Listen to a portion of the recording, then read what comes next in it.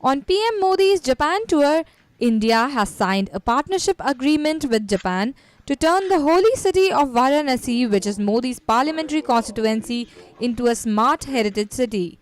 Warmth, mutual admiration, and convergent views marked the meeting between PM Narendra Modi and his Japanese counterpart Shinzo Abe, as India hoped the two sides would strive to achieve in 5 years the unrealized potential of the past 5 decades.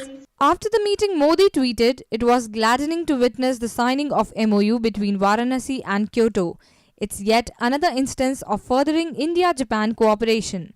Modi, who reached Kyoto Saturday at the beginning of his 5-day visit to Japan, was accorded a warm welcome, with the two prime ministers warmly hugging each other in a reflection of warmth of their personal bonding. The two leaders then fed fish in line with tradition in Japan. आधुनिक जीवन के लिए जिन व्यवस्थाओं की जरूरत है, उन व्यवस्थाओं को भी सांस्कृतिक विरासत के साथ इनकॉर्पोरेट किया है। एक प्रकार से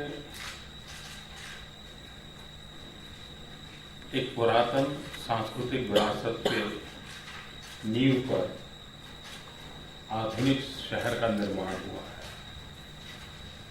भारत में हम भी हेरिटेज सिटीज के निर्माण के लिए एक बहुत बड़ी योजना करने वाले हैं। उसी के सिलसिले में मैं कुछ समझना चाहता था, कुछ देखना चाहता। The partnership focusing on how to preserve heritage while building smart cities was signed between Kyoto Mayor Daisaku Kadokawa and India's ambassador to Japan, Deepa Gopalan Wadhwa. India is keen on early conclusion of civil nuclear agreement with Japan, and negotiations are also underway for sale of Japan's US-2 amphibious aircraft. India has also evinced interest in bullet trains. मैं प्रधानमंत्री अबे का बहुत आभारी हूँ कि वे कल Tokyo से खास मेरे स्वागत के लिए यहाँ आए। रात्रि को उन्होंने प्राइवेट भोज दिया। इतना ही नहीं, आज सुबह काफी समय मेरे साथ बिता करके टोजी टेम्पल में हर बारी चीजों को मुझे दिखाया, समझाया। यानी कितना अच्छा अनुभव था मेरे लिए। मैं आज क्योटो यूनिवर्सिटी में गया था, आप जिसके चेयरमैन हैं।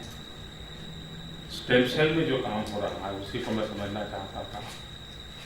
तो मेरे लिए जितना सांस्कृतिक विरासत का मूल्य है, उतना ही वैज्ञानिक विरासत का भी मूल्य है, और दोनों को जोड़ करके हम भारत में कुछ कर सकें, तो मेरे लिए एक बहुत अच्छा अवसर रहा। Powered by NNIS.